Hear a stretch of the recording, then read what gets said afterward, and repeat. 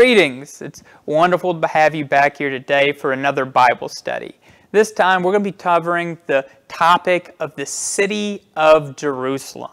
So this is an integral city to the faith of many people around the world, including our own Christian faith.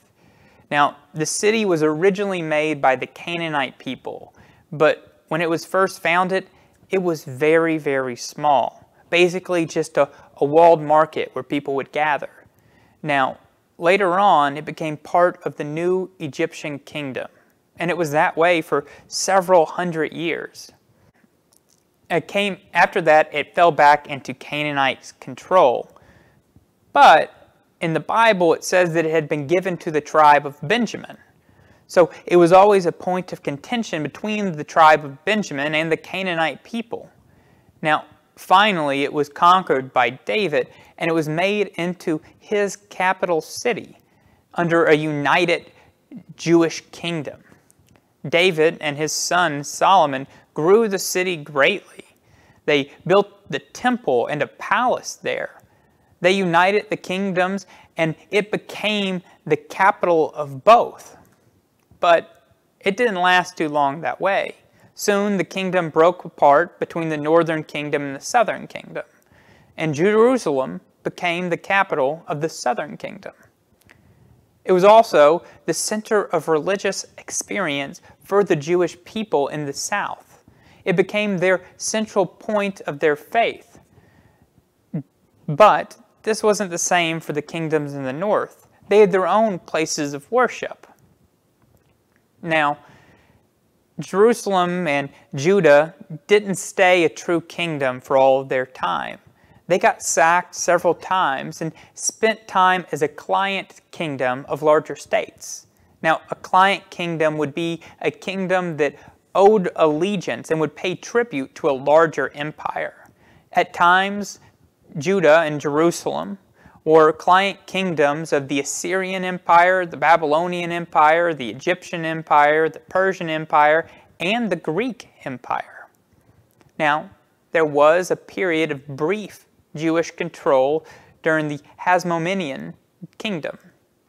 This was created after the Maccabees revolt, but it really didn't last long.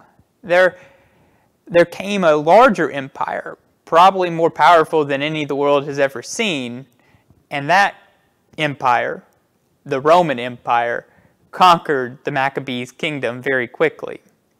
Now, under Roman period, the Second Temple was expanded greatly, especially during the reign of King Herod. You probably know King Herod from the Bible, for he was the one that ordered the execution of all the babies in Bethlehem.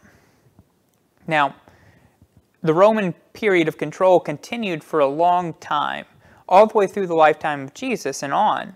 But that came to an end when the Eastern Roman Empire fell to Muslim caliphates that had came in to control the area. Now, there was two other times that ended Muslim control of Jerusalem, and they were during the two of the Crusades, when kingdoms of Jerusalem were founded. Now, the kingdom of Jerusalem was a crusader kingdom, and the first one didn't really last long, and it didn't have much to go with. So they never really had much of a leg to stand on. So when they fell, the Muslim Ottoman Empire continued to rule over Jerusalem for years and years until the end of World War I. At that time, the British Empire had a really hard and difficult place to try to govern this area of land in this city of Jerusalem. They had offered it to 3 different groups for help fighting World War I, and when no one could get it because all 3 were promised the same territory, they had a lot of troubles. And that's all the way through World War II continued, and this led to the complex situation we're in now, where many different groups would love to have control of Jerusalem, but yet they all have their own claims. They all have their different points of view with it. Now, I hope that you enjoyed this brief overview of the history of the city of Jerusalem. Thank you, and please join us again next time.